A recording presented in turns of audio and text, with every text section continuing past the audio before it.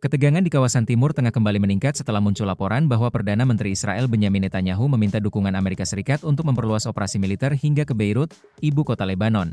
Informasi tersebut mencuat di tengah eskalasi konflik antara Israel dan Hizbullah yang terus berkembang dalam beberapa bulan terakhir.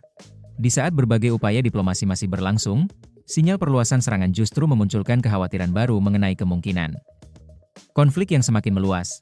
Laporan yang dikutip dari Jerusalem Post menyebutkan bahwa Israel meminta persetujuan atau dukungan dari Amerika Serikat terkait rencana memperluas serangan ke wilayah Beirut. Informasi tersebut mengacu pada keterangan sejumlah pejabat senior Israel.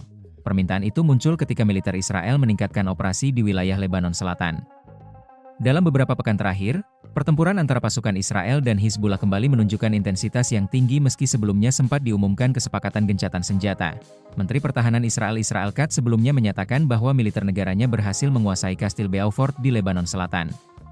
Wilayah tersebut merupakan salah satu lokasi strategis yang memiliki nilai penting dalam operasi militer Israel di kawasan perbatasan. Setelah perkembangan tersebut, Benyamin Netanyahu mengumumkan bahwa dirinya telah memerintahkan militer Israel memperluas operasi terhadap Hizbullah dan memperkuat kendali atas sejumlah wilayah di Lebanon Selatan. Langkah tersebut memperlihatkan bahwa pemerintah Israel masih mempertahankan pendekatan militer dalam menghadapi kelompok bersenjata yang didukung Iran tersebut.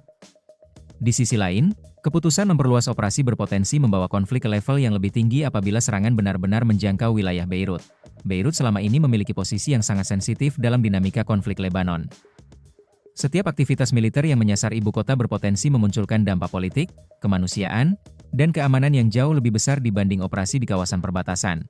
Sementara itu, upaya diplomasi sebenarnya sempat berjalan melalui pertemuan langsung antara Lebanon dan Israel di Washington pada April lalu.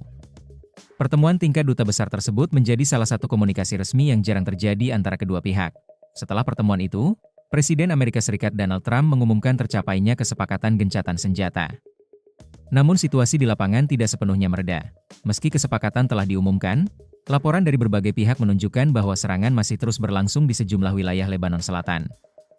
Israel disebut tetap melakukan operasi militer terhadap sejumlah kawasan yang dianggap memiliki keterkaitan dengan Hizbullah.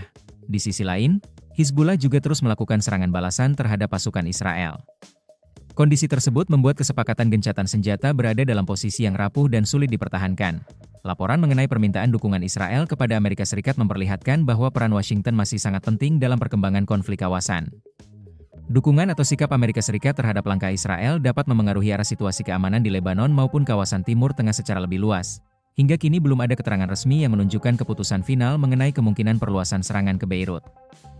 Namun munculnya laporan tersebut sudah cukup memunculkan perhatian internasional karena berpotensi mengubah dinamika konflik yang selama ini berpusat di wilayah Lebanon Selatan. Di tengah meningkatnya tekanan regional, berbagai pihak terus memantau langkah berikutnya yang akan diambil Israel maupun respons dari Hizbullah. Setiap keputusan yang muncul dalam beberapa hari ke depan dapat menjadi faktor penentu apakah konflik akan bergerak menuju deeskalasi atau justru memasuki fase yang lebih berbahaya.